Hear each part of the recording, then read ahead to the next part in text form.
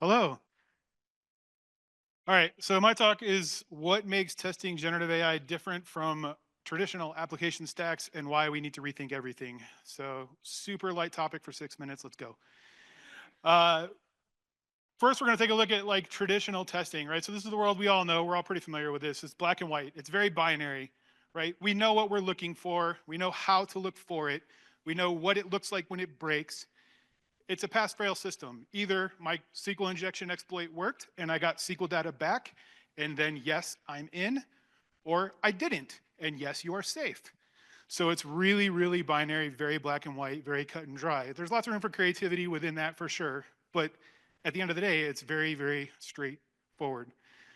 Not so much with generative AI. So one of the things that's different about generative AI is it doesn't break, it behaves, or it doesn't behave, right? So already you're not doing pass fail stuff. You're dealing with what does this behavior look like? Okay, well, how do I measure that? Super difficult challenge. The other thing is it's non-deterministic. I'm sure you've heard this about probably 50 billion times today, and you're going to continue hearing it throughout the rest of the conference, I'm sure.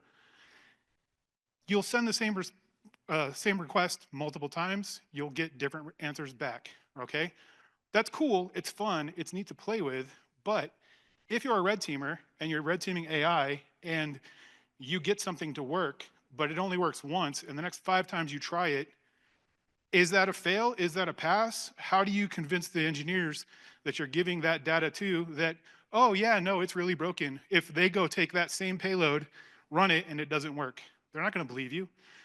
Not only do you have that problem, but say they do believe you and they just trust you and they go fix it, how do you validate the fix? How many times do you have to test it to prove that, no, you really did fix it?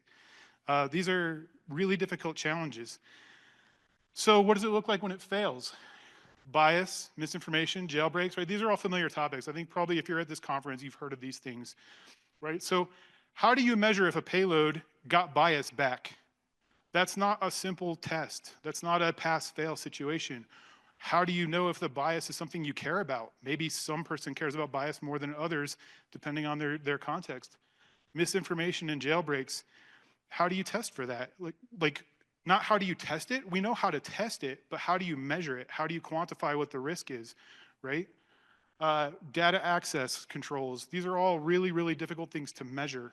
We don't have simple ways to measure these things. So what does tooling look like for this?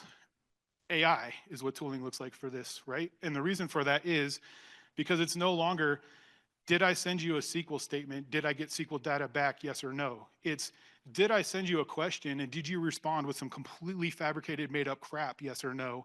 And now I need to lexically analyze the content and say, what was my question? What was the answer? Does this fit the question that was asked? Or you need to go back to the data and say, hey, I got some SQL back. Is it hallucinated SQL or is it actually my database was compromised through the AI? You have to go back and look at your data. You have to go a different step. So we need AI to analyze these things. So what does the future look like for this? Continuous adaptation, right? So AI systems are living systems, which means we need living testing. It's not a one and done, once a year, I'm gonna do my pen test and it's over. It's continuous testing. As AI models are refined, as they're fine-tuned, as the RAG data that they're grounded on is changed constantly, we have to go back and retest. That's not just something that's a best practice, that's becoming a requirement. So the EU AI Act requires continuous testing of AI systems once they've been deployed. Start getting used to the fact that you're gonna have to do continuous pen testing against your AI systems, because that's where we're at. What does all that boil down to? AI testing is an art, not a science, right? We're no longer just looking for a door to kick down. We're looking for how does this whole house behave if I poke it with a stick? And it's a very different thing to measure. The tooling is immature. It's emerging, right? It's brand new. This is all new stuff. There's no standards, there's no tools, and we don't even have metrics that are properly able to be applied to the problems because of the difficulty of how do I measure bias, right? That's a challenging question. Um, that means we have to live in ambiguity, and that's not a place security wants to be, and that's not a place business wants to be. As security practitioners, our job is to explain risk to the business. right now the risk is there is no fix for this, right?